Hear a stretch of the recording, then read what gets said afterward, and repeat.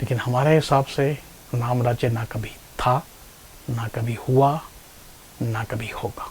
तो भैया जी प्राण प्रतिष्ठा तो उन्होंने कर दी है, रामलला की मूर्ति को वहाँ पे स्थापित कर दिया है। कहते हैं कि 500 साल के बाद रामलला की घर वापसी हुई है। मुझे तो लगता है वो पहले भी वहीं थे और अब भी वहीं हैं और आगे भी वहीं रहेंगे। एनीवे, आपका पॉलिटिकल मंतव्य अब पूरा हो गया है, तो अब उम्मीद करते हैं कि अब राम से कुछ आप सीख भी लेंगे।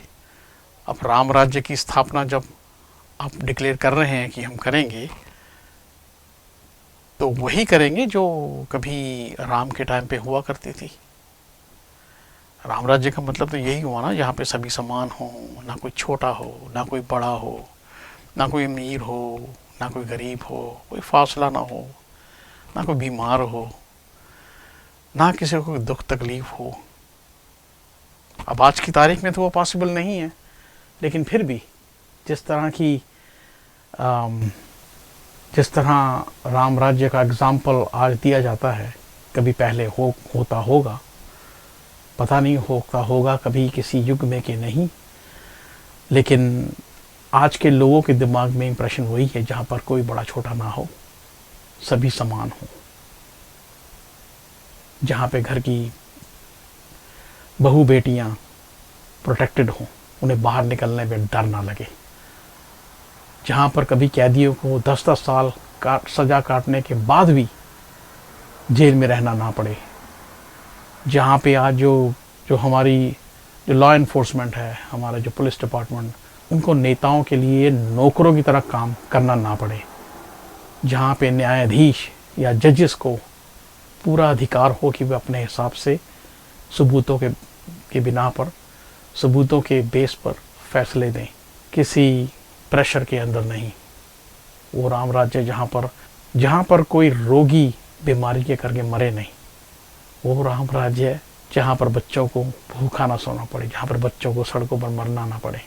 वो राम राज्य है जहाँ पर किसी बेकसूर को फांसी ना हो। वो राम राज्य है जहाँ पर सड़क पे घेर कर एक आदमी को मारा ना जाए।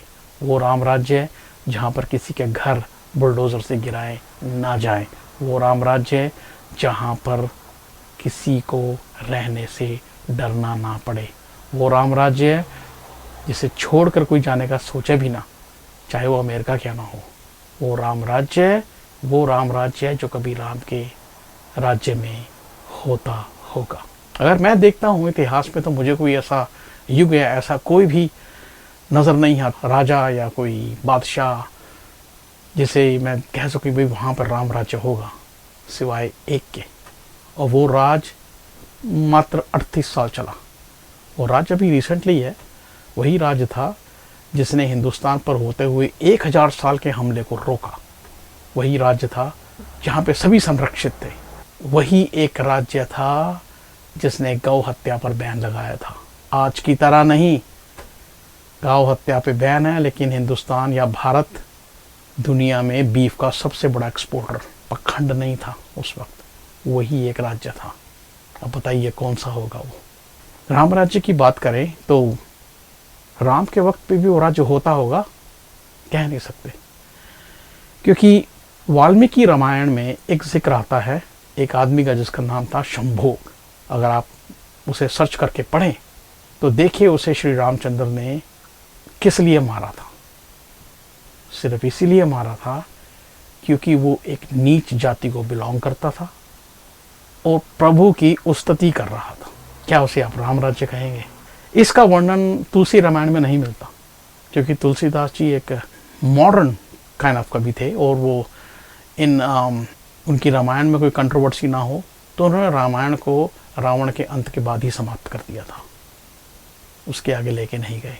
वाल्मीकि रामायण पढ़िए अगर, तो उसी राम राज्य की आज कामना की जा रही है जहाँ पे नीच होने के बाद, जहाँ पे छोटी जात का होने से इंसान को मार दिया जाए, तो राम राज्य ना ही हो तो बेटर है।